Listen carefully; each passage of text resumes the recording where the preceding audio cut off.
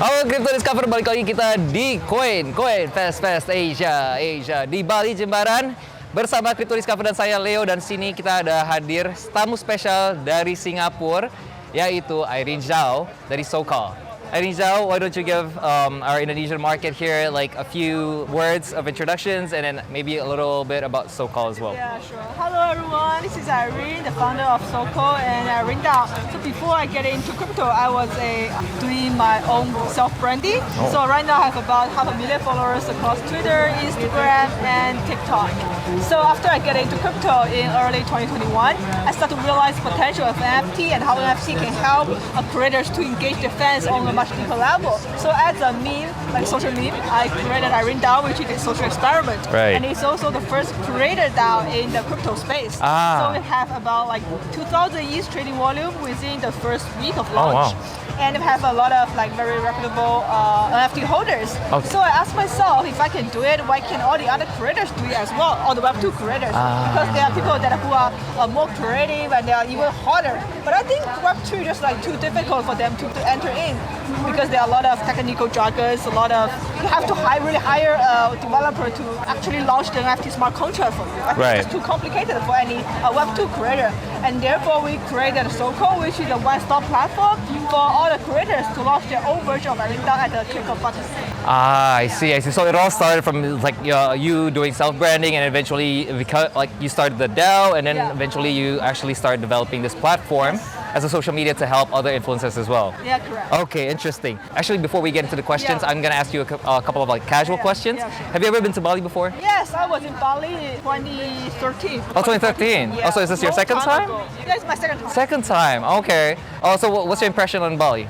I love it. It's actually very, very nice. I have been to a lot of places in Southeast Asia. Like I've been to Vietnam, Thailand, Malaysia, but Bali is like another level of gorgeous. I see. Thank you. What about CoinFest Asia? Is this your first here? Yeah, first this is time my here? first time Okay. in CoinFest Asia. What are your thoughts on CoinFest Asia I this think year? it's a very nice place to give people a very relaxing feel compared to all the formal conferences in like Singapore or in other places.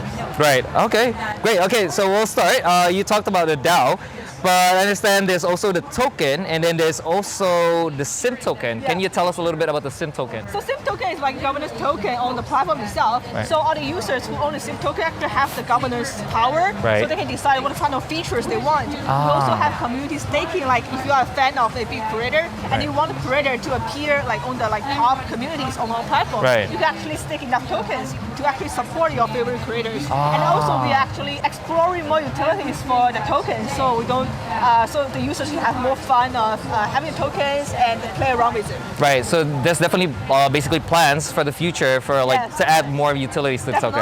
Okay, of course, great. Have you heard of Friend.Tech by any chance? Yes, of course. I'm an early user of Friend.Tech. Oh, you are? Yeah, like last week. Oh, just last week. Okay, can you tell us? Last Saturday. Yeah, last Saturday. 2 days ago. Okay, can you tell us a little bit more about like maybe how Friend.Tech and maybe like how So-Col is different, or maybe a part of the way that Friend.Tech are doing things, you might be adopting it later or something like that. Do you have any thoughts on that? I think the main thing between Friend.Tech and So-Col is that So-Col is like NFT gated communities, but for Friend.Tech it's like you have to purchase the keys to get into the community, and actually it's fungible. So it's like it's no difference if you hold this key or the next key. But for NFT, I think it's different, and it's especially relevant for creators. Right. Because as a creators, you can turn all your social content into NFTs, and like your music, like your selfies, your videos, everything into an NFT collection.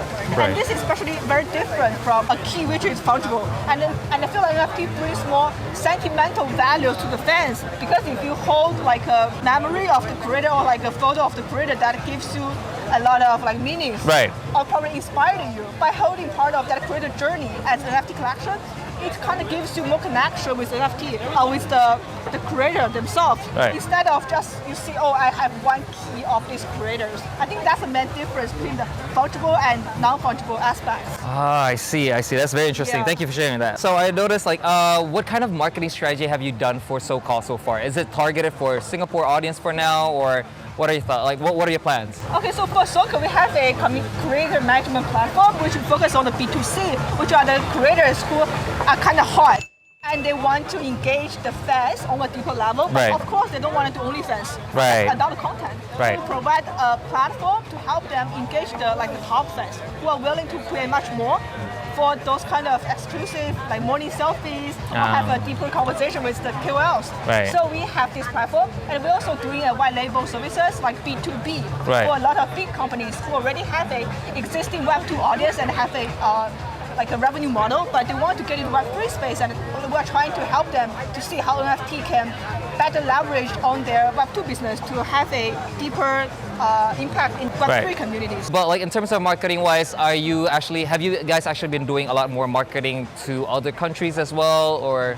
Okay, I think we have been to a lot of conferences in different countries. We've been to Israel, we've been to Vietnam, we've been to Thailand, we've been to Malaysia. We attend all these conferences worldwide, and I realized different countries have very different users, and all these users have very different personas and user behaviors. So I try to learn like what kind of different behaviors all these users have, so we can find a better marketing strategy to tailor to each different country. Oh, okay, Yeah. okay. So basically, you guys are still in the preparation phase before you guys actually proceed to other areas Yeah, as and well. we need to see which market has a bigger potential.